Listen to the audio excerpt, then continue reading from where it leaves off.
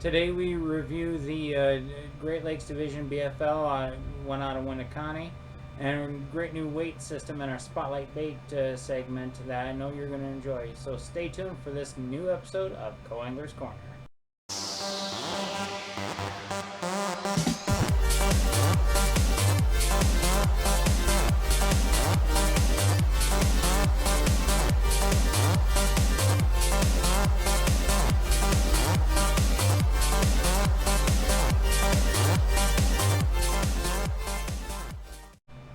Hello everyone, welcome to this brand new episode of Co-Angler's Corner brought to you by Olson Home Theater. I'm Russell Olson. Today, to start off, we're going to review the Great Lakes Division BFL that took place, launched out of Winneconnie. So to start the day, we actually went ahead and made the run to Winnebago, which made me really happy. That was my first partner I fished with since I started fishing the BFLs that made that run. It made me happy because I know really tournaments from that region are won out of Winnebago with those big smallies. So start off, we made a run. Definitely a lot warmer than the last tournament, thank goodness. Obviously being mid-June. We made that run all the way to Winnebago. Not a bad run. Wasn't overly, wasn't overly choppy or anything too interesting there. There was a lot going on that weekend. Not only do we have our tournament, but I guess there was a big walleye tournament that went on at Fond du Lac, and actually we saw a lot of those boats actually heading up north towards Winneconnie, and we were heading to Bago.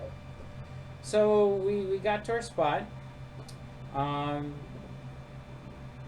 caught a lot of fish.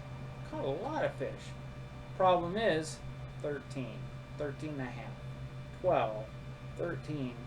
So caught fish all day, but a ton of dinks. I did pull some good keepers. One of them was actually all my keepers were on a drop shot. I used them Ned rig some, caught fish in that, but again, they were all dings.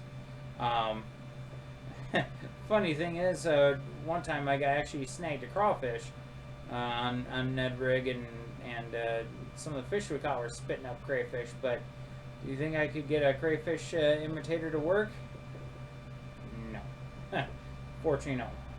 So I highlight a couple of fish. I caught probably about a good 2.5 pounder on a drop shot. I was using a white and black striped robo worm. Those robo worms really seem to be a great bait to use for a drop shot. That's the one. I think Aaron Martin's. That's what he uses on his drop shots. But the memorable one was my big one. I thought the tournament director said 410, but I actually reviewed the tape and it was actually 4-1. Still, it was my personal best smallie. Crazy story is, it looked like it was swiping at my boater's bait as he was bringing it in. He missed it. My boater went on, kept moving. Spot where he came in front of me, so I'd be on my side of the boat. I dropped my drop shot in there. Boom. What? And that thing fought. Oh my goodness. Oh man, of course smallies fight anyway, but when you get a good 4-pounder on, yeah, you're in for battle. You always worry that's gonna come off, but you stayed on, got it netted, saw that thing on the floor of the boat, and I was like, oh my god.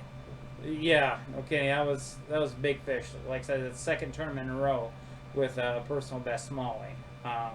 I really hope that momentum keeps going. It keeps going into lacrosse, because I really need some good tournaments coming up here. But yeah, I would just shy a big bass. I'm ended up being a good points day. I ended up 26th in the standings for the tournament, out of 117 guys. And I'm 22nd in the points right now. So I'm actually sitting very well for qualifying for regional this year. So if I can have some good tournaments the rest of the way, you know, a lot of good things can happen here. So I'm really it was kind of a grinder, obviously. A grinder, in fact, it wasn't the grinder wasn't catching fish. It was a grinder that had trouble getting keepers. But yeah, like I said, caught plenty of fish throughout the day. Good spot. You know, it sounded like the some of the fish, bigger, better fish might have moved, because it sounded like my partner when we were talking throughout the day, it sounded like in practice they were consistently good fish in there. But yeah, it's just one of those things. Could be it could have been just gotten done spawning, and most of the bigger ones moved out. Who knows? But we like I said, we caught them. We definitely caught them. So the run back, I expected the run back to be super rough because the boat traffic, there's a little bit of wind. Plus, I guess there was some sort of big either convention or festival or something where a bunch of big boats were going to be on the Wolf River. So yeah, I kind of expect to get more air and a skateboard at the X Games. So, but we got back. It wasn't too bad. You could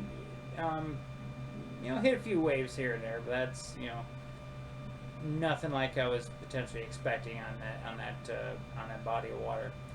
So got back. We didn't we were first flight, which it's kind of nice, kind of not. It's always a trade-off. But got weighed in. Like I said, we had a finished strong points day. I'm really looking forward to lacrosse here in a couple weeks. Hopefully, weather-wise should be good. Be nice to continue some momentum here, continue to gain in the points. Who knows if I can stay consistent. Some good things can potentially happen here. So that was my review of the Great Lakes Division BFL, went out of Winneconnie. So next is going to be the Frugal Muse Spotlight Bait.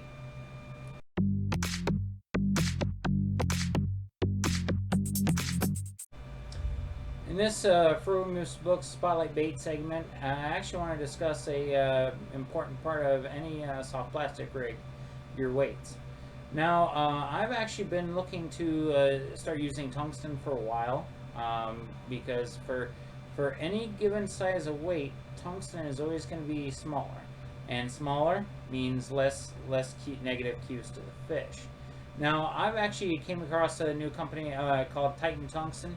They're actually a new sponsor of mine, so thank you for your support, guys. There's a few different things I actually like about Titan Tungsten and what's drawn me to them. First of all, again, they're tungsten, so like I said, for any given weight size, it's going to be much smaller than lead.